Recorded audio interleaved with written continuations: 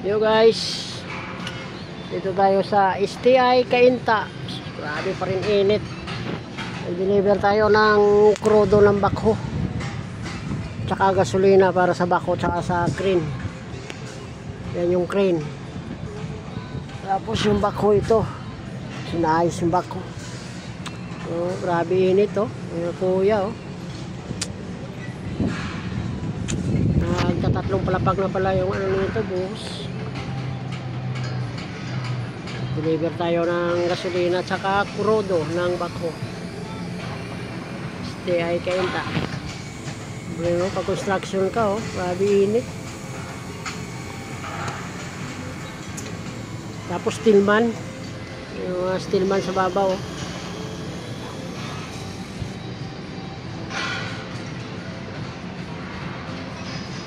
Tiyaga lang, tiyaga. Ano talaga life eh. Buhay construction. Kahit mainit, tuloy lang ang trabaho. Ayun o. No choice eh.